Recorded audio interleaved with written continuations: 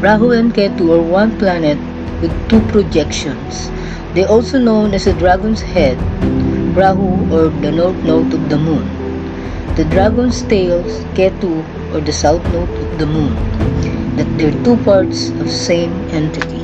In Vedic mythology, one entity is cut in half and thrown away in the sky. They symbolize the same thing but in opposite direction. They symbolize one subjects but different flavors. Each one has an opposite flavors.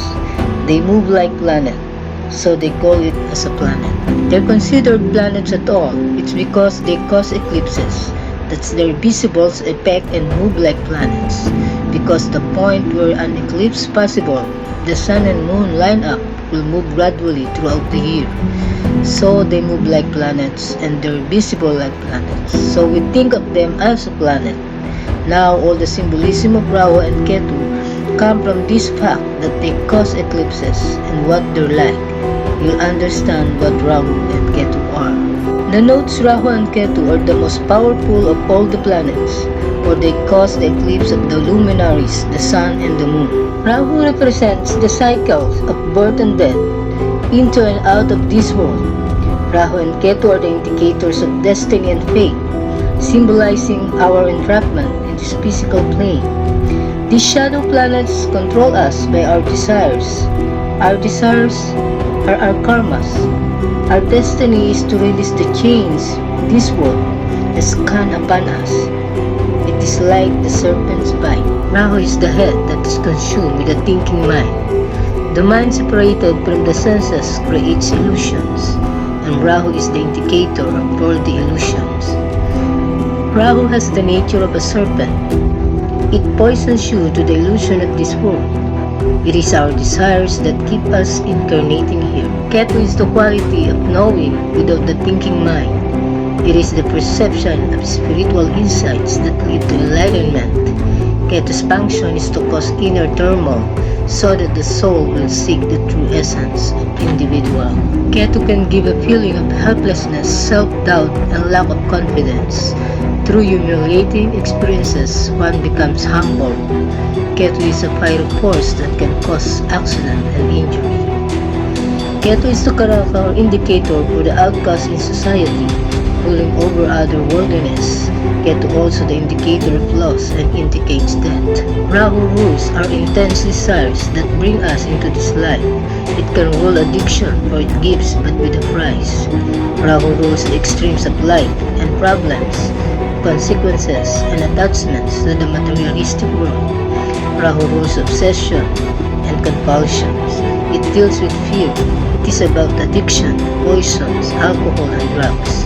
Rahu signifies fame, status, prestige, power, worldly success, fulfillment of worldly desires, outer success with inner turmoil, extremes, obsessive behavior, addiction, psychic disturbances, collective trends, foreigners and foreign lands, epidemic disease, poisons that destroy and heal, medicine, drugs, and alcohol. Medical astrology, Rahu is plagues, epidemics, possession, manic depression, insanity, addiction, hormonal imbalances, suicide, insomnia, hysteria, neurosis, nervous disorders, and cancer. Rahu is exalted in the sign of Taurus and debilitated in the sign of Scorpio. Rahu's gem is Hesonite. Ketu can cause mental instabilities, mass hysteria, diseases and plagues, and represents poisons like drugs and alcohol.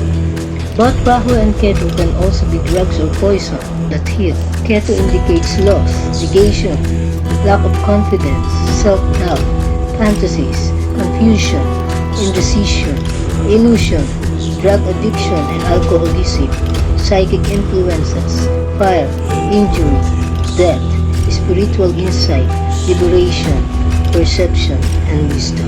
In medical astrology, Ketu is psychic disorders, radiation diseases, cancer, surgery, and medical malpractice.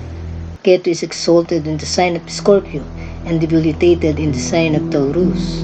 Ketu's gem is cat's eye. Rahu and Ketu stay in the sign for 1.5 years and take about 18 years to transit the entire zodiac backwards. If Rahu is an outer material world, Ketu is the inner spiritual world. Rahu is what takes us into this outer material world through our desires, and Ketu takes us out of this world and is the spiritual side of life. Rahu is the future, while Ketu is the past. Under Rahu, things happen. Rahu gives but with a price. When our most intense desires are granted under Rahu, we discover that too much of a good things ends up causing our most intense suffering. We may, for example, gain fame and fortune, only to realize we have no freedom or place to go without being mauled by fans. Family and friends disown us out of jealousy. The fame and fortune we desired only brought us separation and sorrow. Rahu is the material world and all the desire it creates. It gives material things which will never bring lasting happiness. This is the illusion of Rahu. Rahu deals with fear, obsessive, and compulsive behavior. The house of Ketu occupies indicates a sense of something always missing, as a feelings of emptiness or void. Trying to fill the empty void may be the obsessive focus throughout life. Ketu can see the omen. Ketu can interpret the omen. If Ketu is afflicted by moon, they can misinterpret the omen. They can also interpret the dimension too much. Ketu person is blind, even they are CEO or in a higher position. Ketu is transformative.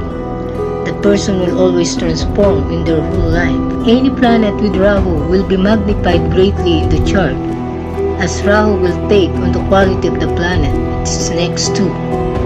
In the same sign, this can be good or bad depending on the planet. Rahu with Venus or Jupiter can bring wealth, but Rahu with Saturn can cause suffering to the house that they are in. Ketu with the planet will have a spiritualizing effect on it, directing the planetary energy to look within its essence. If Ketu with Mars, the nature will actively seek the spiritual side of life. Martian qualities will be withdrawn, anger, suppressed, and channeled inwardly. Ketu with the moon can give psychic abilities or clairvoyant. Rahu and Ketu are described as shadowy planets because they cause the eclipse of the sun and the moon. These shadows develop the powerful myths and meanings bestowed on the nodes, myths of struggle with demons, serpents, and forces of darkness and lights. Symbolically, they may be seen as our own shadows. Rahu can destroy the spiritual integrity of Jupiter. Ketu's profound spiritual lesson will be realized. The nodes block out the light or consciousness. Above all, Ketu is the indicator of karaka of loss that directs our attention back to the eternal reality, the self-realization of our essence with God. Rahu is futuristic, while Ketu is ancient. They are symbolized sudden changes and transformation in our society. Nothing of this material world lasts. Ketu is the bringer of enlightenment through the realization of this truth. Ketu is the release of this world.